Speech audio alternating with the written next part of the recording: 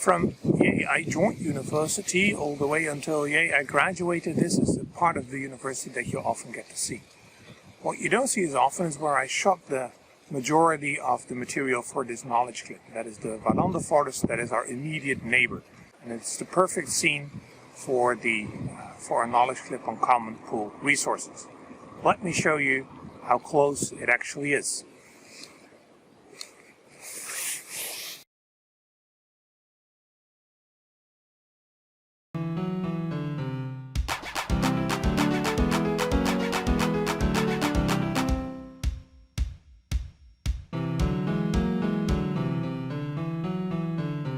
Common pool resources are characterized by two characteristics. Let's first get the definitions right. Exclusiveness or non-exclusiveness on the one hand, and non-rivalness on the other. Non-rivalness refers to the consumption of the common pool resource going at the expense of your consumption. And of course, when I eat a piece of pie, my consumption of that pie makes the pie unavailable to you.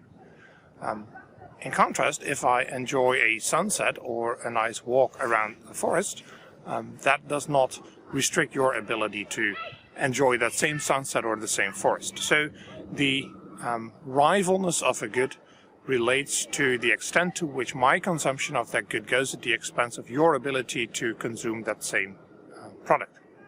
Non-exclusiveness relates to the ability to exclude others from using a particular product.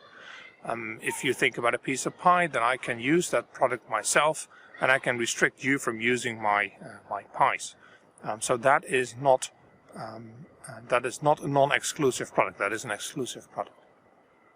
In contrast, it is difficult to exclude people from enjoying a forest, a walk through the forest, and it is virtually impossible to exclude people from enjoying a sunset. To recap. On the one hand, there's exclusiveness, and on the other hand, there's rivalness. Exclusiveness refers to whether you can exclude people from using the product, the good. Rivalness refers to whether your use of the product goes at the expense of others to also use that product. If you have a good that is both exclusive and rival, it is considered a private good. A piece of pie is an example. If it is both non-rival and non-exclusive, think of sunsets, then it will be considered a public good. Products that are exclusive yet non-rival would be considered club goods. These are goods where you can seal off the good from others, but then your usage does not go at the expense of the use of others.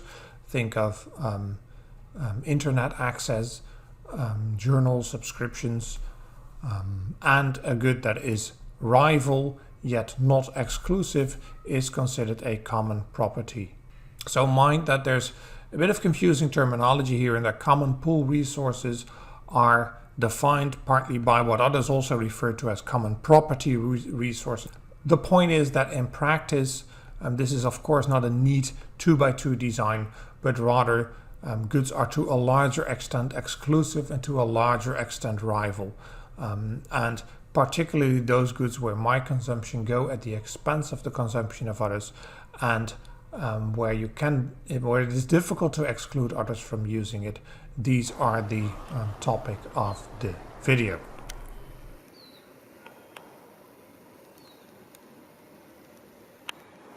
If you look at the fishing pond behind me, the problems of common pool resource management become immediately obvious. As an individual, I would like to fish as many fish as I can appropriate from the pool. I'll just have more to eat, and I love that.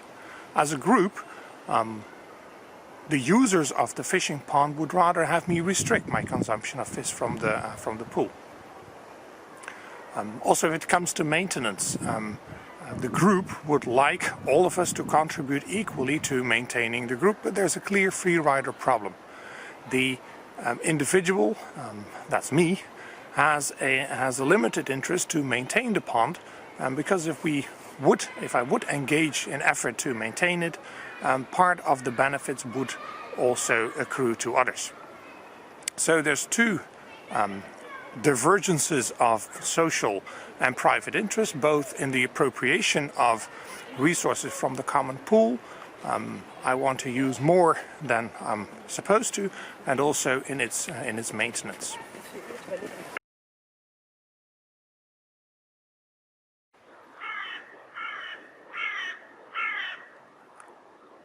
Alright, so how do you manage common property resources? Traditionally there are two solutions. First, governments could tax, levy taxes on income, on products sold in a country, and they could use the revenues of those taxes to pay for the maintenance of the forest. So the divergence between private and social interest, if it comes to maintenance of a common property resource, can be addressed by payment through general taxes. That of course does not yet address the issue of appropriation. So people who have an interest to appropriate more of the common pool resource than they're supposed to. There as well, regulation could be a solution. The other solution is to privatize the common pool resource.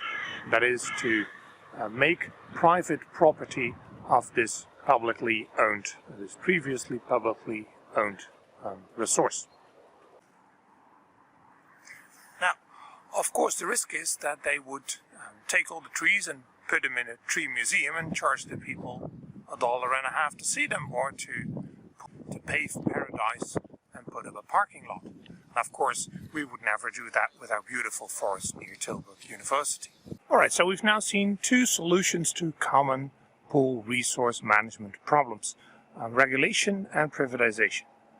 Eleanor Ostrom added a third solution, and that is she acknowledged that groups of people, the users of the common pool resources, are well equipped to look after these resources themselves. And she has listed a total of 8 design characteristics that a solution needs to meet in order for community-based solutions to common pool resource management issues to be effective. And these are 8 quite complex requirements that need to be met. And as I've been in the process of shooting this clip disturbed now so often by people running around, people with dogs, dogs without people, people without dogs, trains, freight trains, cargo trains, shouting kids and whatnot, I think it's best to head straight back to the studio to make a proper listing of these 8 criteria. Alright, so let's look at the Common Property Resource Management Design criteria. And there are 8, they're quite complex, I must say.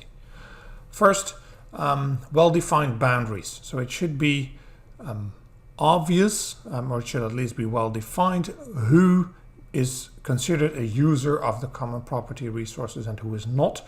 And it should also be well-defined what is part of the common pool resource, where the forest ends, for example.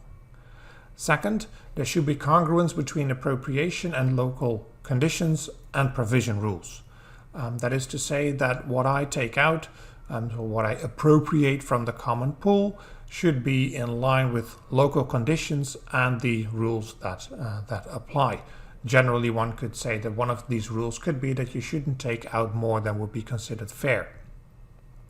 Third, collective choice arrangements. That is, those who use the collective good, so those who are part of the user base of the common pool resource, should also have a say in the rules about the division of the resource, who maintains and who is allowed to appropriate, and what conditions and how much can you appropriate.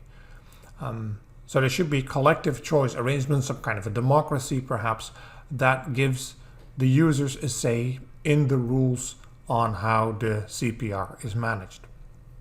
Fourth, there should be monitoring of those rules by members of the user community, preferably. So there should be some checking of the rules involved, as the private and the social interests diverge, there is a risk of free riding, so monitoring is required. And if this monitoring leads to the discovery of inappropriate behavior, then fifth, graduated sanctions should be in place. And people don't like to sanction those who are close to them, so their fellow users of the forest, for example, and that is why the sanctions should already be stipulated up front and why they should be gradual. For example, serial offenders should receive more severe sanctions than those who accidentally violate the rules that were agreed upon. So there should be graduated sanctions. Sixth, there should be conflict resolution mechanisms. So whenever there's disagreement about the rules that apply, then there should be a possibility, perhaps a court or a reconciliation body, a committee, a complaints board to which you can turn with your conflict and have that resolved. Seventh, external governments should recognize the rights of the users of this CPR. That is, if users of the common pool resource come to an agreement about how maintenance and appropriation of the CPR should be organized, then local government should not, or even non-local government should not interfere with the appropriation. And eighth, it should be recognized that often common pool resources are part of a wider common pool resource. So a forest is perhaps part of a wider natural plan at a higher, say, provincial level.